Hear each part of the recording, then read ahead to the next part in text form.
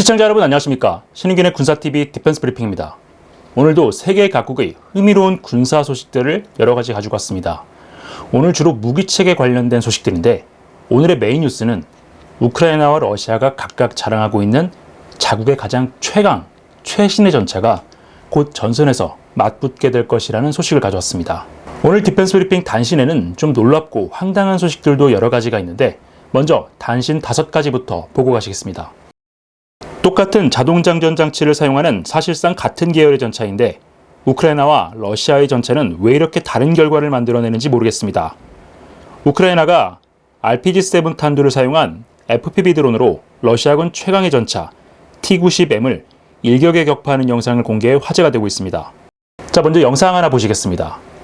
자, 영상을 보시면 우크라이나군의 FPV 드론이 멀리 있는 러시아군 T-90M 전차를 식별을 하고 돌진하는 모습이 담겨져 있는데 이 영상은 마린카 전선에서 싸우고 있는 우크라이나군 제46 공중기동여단이 촬영한 영상으로 알려지고 있습니다. 자, 그런데 우크라이나군은 이 FPV 드론의 RPG-7, 그러니까 우리가 일반적으로 한 350mm에서 400mm 정도의 관통력을 가지고 있는 것으로 인식을 하고 있는 그런 탄두를 장착한 드론을 날려보냈는데 이 T-90M은 잘 알려져 있는 것처럼 렐릭트라는 러시아의 최신 반응 장갑이 적용되어 있죠. 정면을 얻어맞은 것으로 보이는데 그럼 이론적으로 이 드론에 탑재된 RPG-7 탄두 정도는 충분히 방어가 가능해야 되는데 영상에서 보시는 것처럼 피격 후에 큰 폭발이 한 번 있고요. 이후에 내부 탄약 유폭으로 추정되는 거대한 폭발이 추가로 식별됐습니다. 이 말인즉슨 러시아군의 T-90M 전차 맞는 각도에 따라서 정면에서도 잘못하면 RPG-7에도 파괴가 될 수 있다는 것을 보여준 것인데 러시아군 무기의 뻥스펙 또 한 번 드러난 것 같습니다. 최근 우크라이나 국경에 상당한 규모의 병력을 집결시킨 벨라루스가 황당한 사고를 쳐서 러시아를 분노케 하고 있습니다. 벨라루스 공군이 8월 29일 새벽 러시아가 키우를 향해 날린 샤이드 136 드론 여러 대를 수-230 SM 전투기를 띄워 격추했다는 소식입니다. 자, 이 상황도는 러시아 밀블로거들이 작성한 것인데 러시아가 8월 29일 새벽에 벨라루스 지역에서 우크라이나 지역으로 샤이드 드론을 날렸습니다. 그런데 이 중 드론 몇 대가 항법 장치 오류가 있었는지 기술을 180도 꺾어서 키우가 아니라 민스크 방향으로 향했고 이것에 깜짝 놀란 벨라루스군이 최신 전투기인 수-30을 이륙시켜서 러시아의 드론을 격추했다는 겁니다. 샤이드 드론이 워낙에 저가로 만들어졌고 피하 식별 장치라는 게 없기 때문에 벨라루스는 아마도 이 드론, 아마 레이더상에는 미상 항적으로 잡혔겠죠. 이것이 자국을 공격하는 우크라이나의 드론으로 착각을 했을 가능성이 있는데 동맹이고 한 몸을 지향한다는 벨라루스와 러시아, 참 손발이 어지간히 안 맞는 것 같습니다.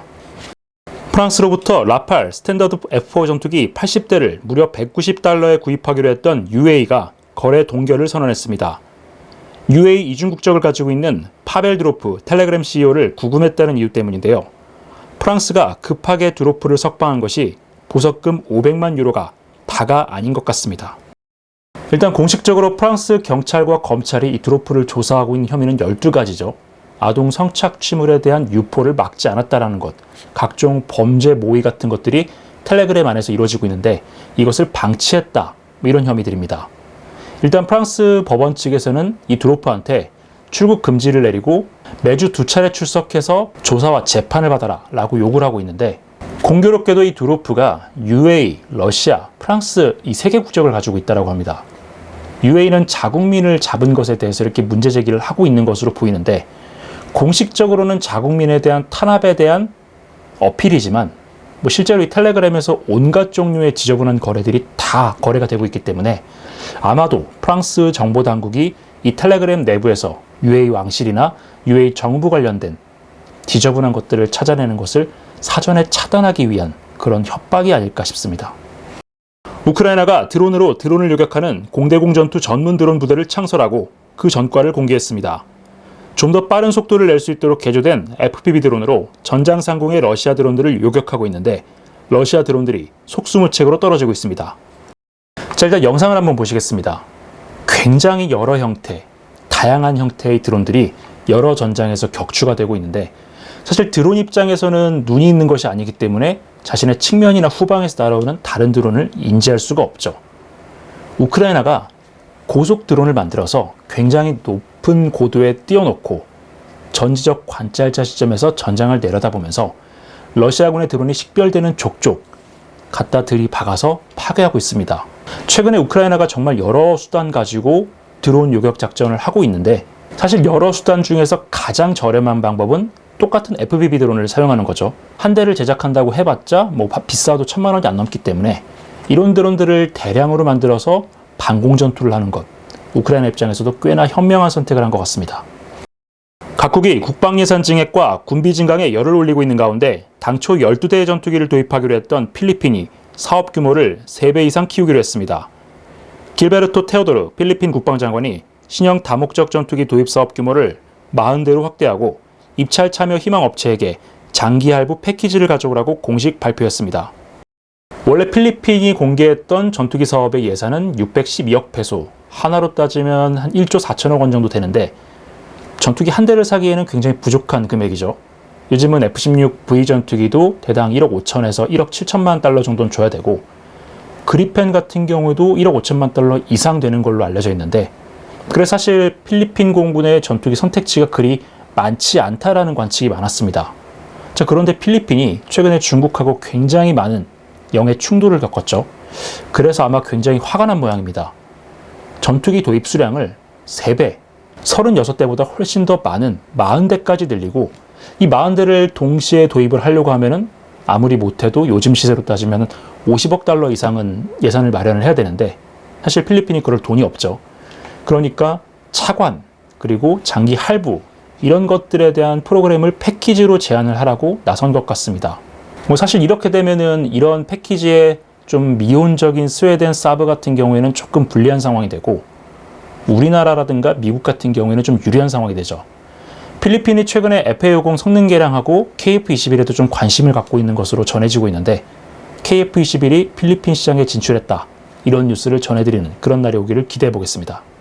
자, 오늘의 메인 뉴스는 우크라이나 소식입니다. 지금 하르키우 전선이 조금 소강 상태이긴 하지만은 최근에 우크라이나가 반격을 시도했고요. 여기에 또 러시아가 역공을 시도하면서 굉장히 큰 격전이 벌어지고 있는데, 이 전선에서 우크라이나와 러시아가 각각 자랑하고 있는 최강의 전차들이 맞붙게 될지도 모른다는 소식입니다. 러시아가 장거리 미사일과 드론을 이용해 연일 국토 전역에 대한 공습을 감행하고 있는 와중에도 우크라이나 군수공장들은 대단히 높은 가동률을 보이고 있습니다. 우크라이나가 최근 자국산 전차로 개편된 부대를 하르키우 반격작전에 투입했다는 소식입니다. 우크라이나군의 최신의 전차와 러시아군 최신의 전차의 정면 승부가 벌어질지 관심이 모아지고 있습니다. 우크라이나군이 최근 하르키우 전선에 부대 개편 작업을 마친 제3전차여단을 투입했으며, 해당 부대 T-84 오플로드 M 전차가 완편됐다고 밝혔습니다.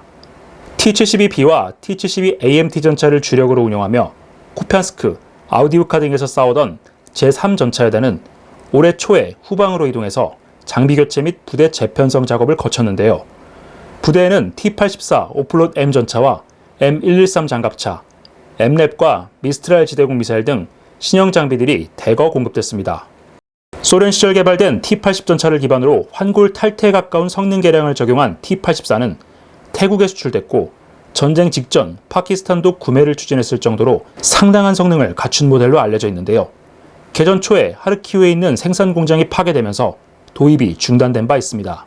우크라이나는 서부 모처로 생산 공장을 옮긴 뒤 이 전차의 생산을 재개했는데요. 이번에 제3전차여단이 받은 물량이 바로 신규 생산된 오플로드 M 차량들인 것으로 전해졌습니다. 이 전차는 신형 복합 장갑과 듀플렛 2M 폭발 반응 장갑을 갖춰 현존하는 대부분의 러시아군 성형 자격 탄두를 방어할 수 있다고 소개되고 있는데요. 이 때문에 원형인 T-80 전차보다 10톤 이상 중량이 증가했고, 엔진도 1400마력으로 강화됐습니다. 우크라이나는 이 전차가 러시아의 최신 전차인 T-90M과도 충분히 정면 승부가 가능하다고 보고 있는데요. 같은 뿌리를 두고 있지만 서로 다른 방향으로 발전한 이들 두 전차가 하르키우 전선에서 격돌하는 모습을 조만간 보게 될 것 같습니다. 네, T-84 전차, 저희가 디펜스 브리핑이나 시크릿 뉴스에서도 몇 번 소개를 해드렸던 그런 모델인데, 원래 원형은 T-80 전차였습니다.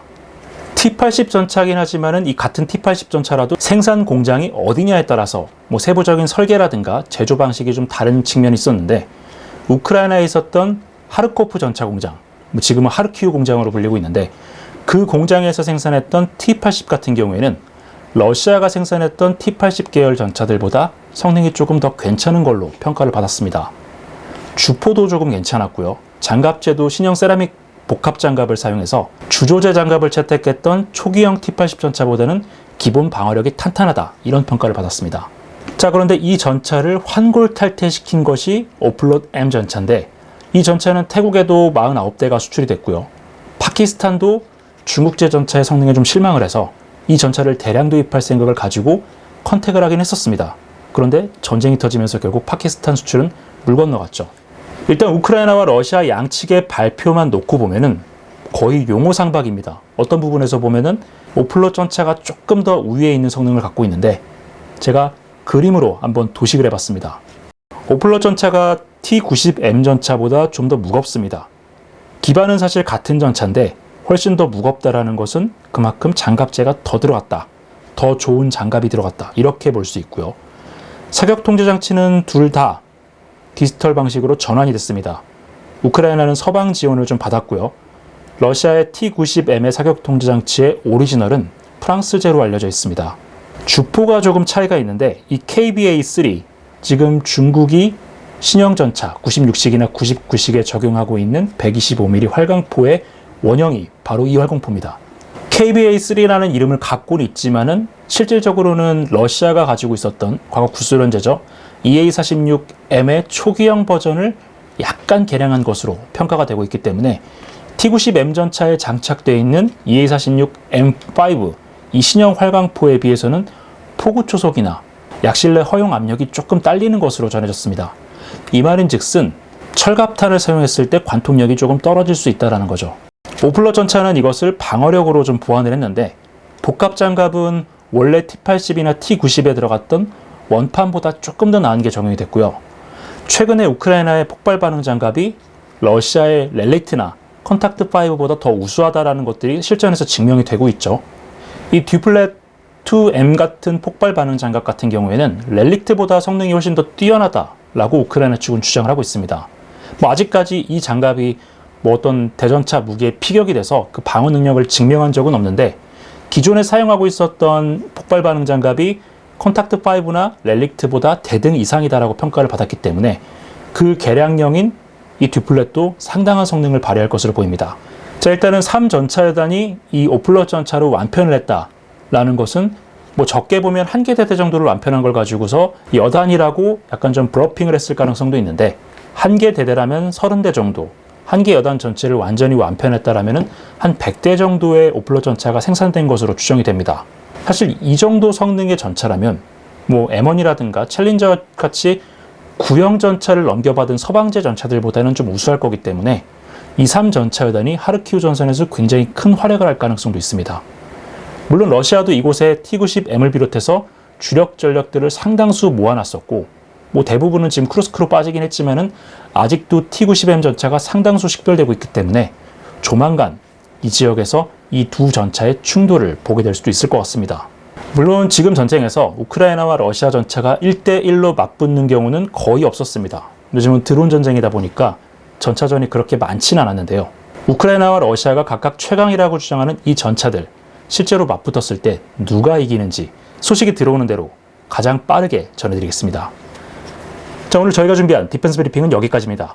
시청해주셔서 감사합니다.